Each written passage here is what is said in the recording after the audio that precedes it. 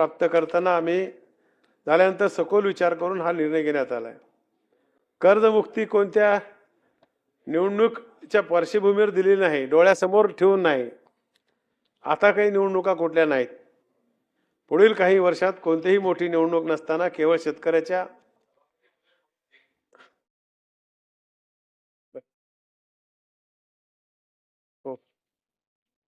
केल्या त्याची उत्तर आले पाहिजे तुमच्या बोलतो ना, येणार नाही असं दिसून आलं चित्र। नाही नाही मी बोलतो ना भाऊ भाऊ भाऊ अरे रे रे प्रवीण दरेकर।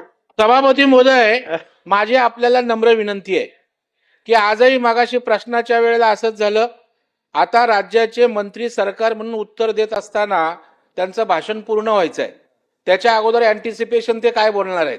तर मला वाटतं ही प्रथा परंपरा बिघडायला लागलेल्या दिसत आहेत। नाही बरंच सभागृह तर मला वाटतं तुम्हाला माझी विनंती आहे की हे वारंवार होतंय, तर याच्या पुढे होणार नाही याची आपण दक्षता घ्या। सभागृहामध्ये एकदम 27 नवे सदस्य आहेत। बरेच वेळेस नाही नाही मी अगोदर ऑर्डर पास करतो, आपण देतो।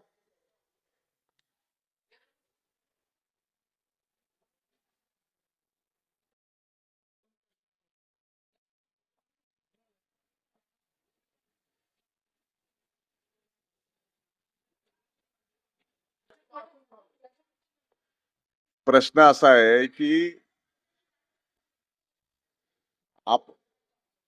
आपण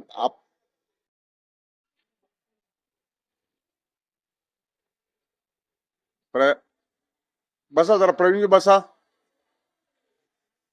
नाही सभागृहामध्ये देखील मंत्री बोलतायत, कुणी क्रॉस करतंय, कुणी वेल मध्ये येतंय, हे जे प्रकार सुरू आहे।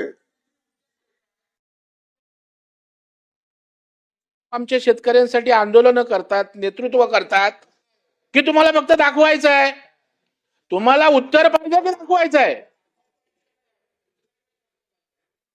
नाही मग मग सरकारच्या मंत्र्यांचं भाषण असताना मध्येच असं डिस्टर्ब करणं बरोबर आहे का? तुम्ही ओरडू नका, तुमच्या 10 पटीने ओरडतो, दादागिरी दुसऱ्यांची आहे, तुमच्या स्टाईलने कामकाज सभागृहाचं चालणार नाही। बसा आपण जरा बसा आणि तुमच्यापेक्षा 10 वेळा आवाज बुलंद द्यायचं त्यांना हुल मारा। चाल मंत्री महोदय बोला। आपण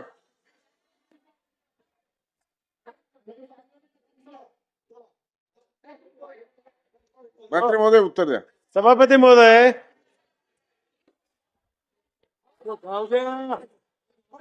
बच्चू भाऊ बोलतो ना प्लीज। बच्चू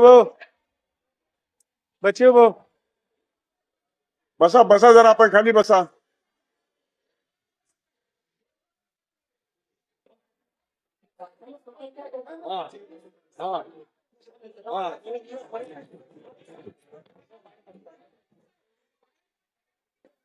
सभागृहाने